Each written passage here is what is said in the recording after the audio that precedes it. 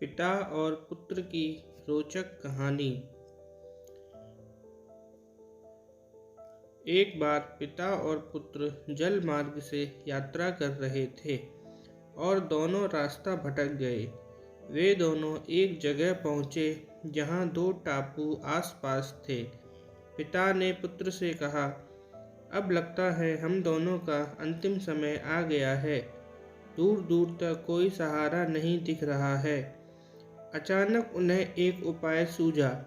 अपने पुत्र से कहा कि वैसे भी हमारा अंतिम समय नज़दीक है, तो क्यों न हम ईश्वर की प्रार्थना करें। उन्होंने दोनों टापू आपस में बांट लिए, एक पर पिता और एक पर पुत्र, और दोनों अलग अलग ईश्वर की प्रार्थना करने लगे।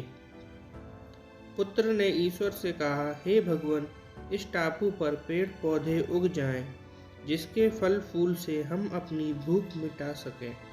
प्रार्थना सुनी गई। तत्काल पेड़ पौधे उग गए और उसमें फल फूल भी आ गए। उसने कहा, ये तो चमत्कार हो गया। फिर उसने प्रार्थना की, एक सुंदर स्त्री आ जाए जिससे हम यहाँ उसके साथ रहकर अपना परिवार बसाएं। तत्काल एक सुंदर स्त्री प्रकट हो गई।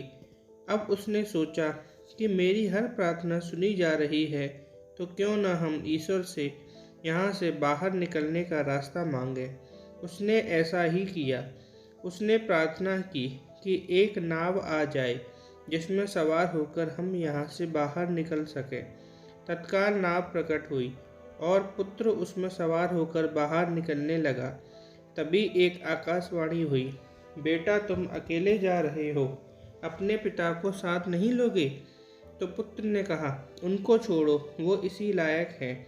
प्रार्थना तो उनने भी की, लेकिन आपने उनकी एक भी नहीं सुनी। शायद उनका मन पवित्र नहीं है, तो उन्हें इसका फल भोगने दो ना। आकाशवाणी कहती है, बेटा, क्या तुम्हें पता है कि तुम्हारे पिता ने क्या प्रार्थना की? पुत्र बोला, नहीं।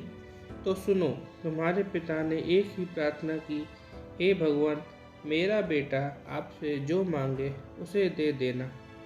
प्रभु, हम सबको इस लायक बनाना कि हम सब अपने माता पिता के साथ हमेशा हंसते मुस्कुराते रहें। तो इस कहानी से हमें शिक्षा मिलती है कि हमें अपने माँ बाप की हर बात माननी चाहिए तथा उनको हमेशा खुश रखना चाहिए। इसी में भगवान की खुशी है तथा इसी में हमारी भी खुशी है। नमस्कार दोस्तों, धन्यवाद।